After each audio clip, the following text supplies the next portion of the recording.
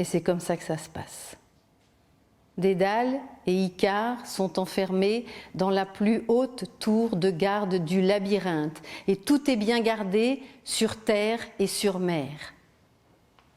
Dès qu'il rentre ici, Dédale se dit qu'il va bien falloir s'évader.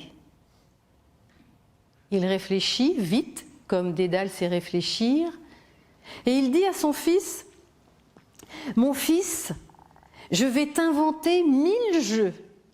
Le premier, vois-tu, on va faire une collection de plumes. Alors tu vois, avec les miettes de pain, on va attirer les oiseaux, et puis on va leur prendre quelques plumes à chacun. On va faire une collection de plumes, mon fils. Icare, ça l'amuse. Demain, par contre, on va jouer à un jeu un peu plus difficile. Le lendemain matin, Dédale met ses ailes, monte sur le bord de la fenêtre, prie n'importe qui pour être sûr qu'il ne s'est pas trompé et dit à son fils « Tu vois, je vais sauter et grâce à mes ailes, je vais voler. Tu vas voir comment je fais. » Il saute et il vole. Il vole, il fait plusieurs tours, il dit à son fils « Allez maintenant Icare, à toi, saute !» Icare est un peu impressionné, mais puisque son père l'a fait, lui aussi il saute. Et ils partent. Mais au début, Icare, très impressionné, fait comme il a promis à son père, il reste bien dans le sillage de son père, ça le rassure un petit peu, et il prend le temps de regarder. Mais personne n'a jamais vu ça. Ils sont les premiers humains à voler. Et ce qu'il voit est extraordinaire. Alors Icare, il est tellement content qu'il a envie de voir un peu plus haut. Et plus on monte, c'est vrai que plus on voit loin, plus c'est merveilleux. Alors Icare, il monte. Et petit à petit, il tourne sa face hilar vers le soleil. Il a envie de s'approcher du soleil. Dédale se retourne, Icare, Icare, descend. Mais Icare, il n'entend déjà plus rien. Et le soleil fait son travail de soleil. Il chauffe, il brûle, il fait fondre la cire. Et les plumes, les unes après les autres, tombent sur la mer. Et quand Icare s'en aperçoit, il est déjà trop tard. Il est trop lourd pour ce qui lui reste d'elle et il tombe dans la mer comme une pierre, au milieu d'une étendue de plumes blanches. Dédale se retourne, cherche en haut, cherche en bas, voit les ronds dans l'eau. Icare est mort.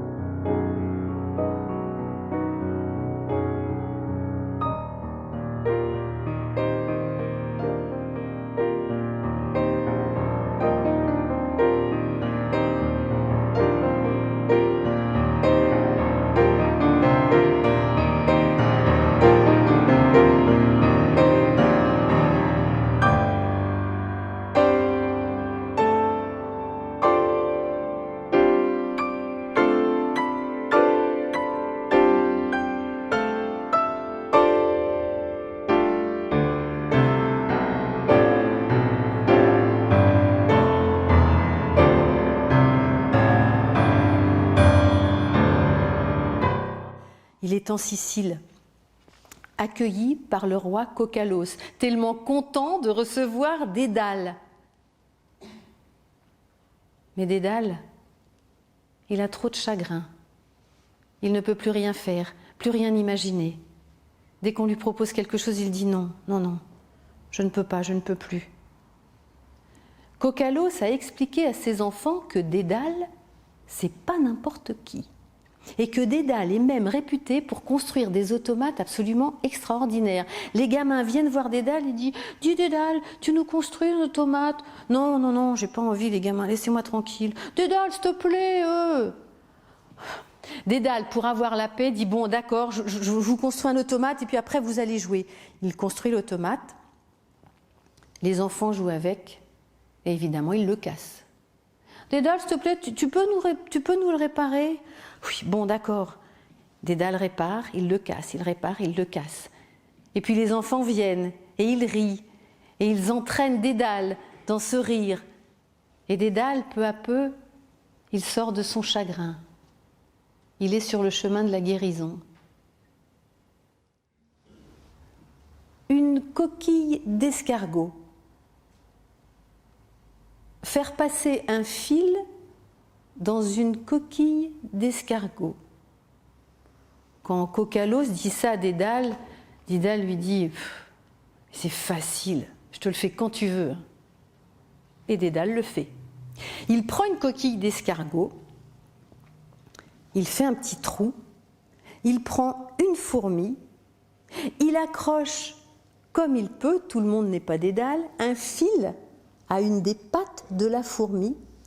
Il introduit la fourmi et son fil à la patte dans la coquille d'escargot qu'il bouche et la fourmi trouve le chemin de la sortie avec son fil à la patte. Coqualos claironne « J'ai trouvé !» Et Minos se dit « Tiens, tiens, tiens, Dédale est donc en Sicile.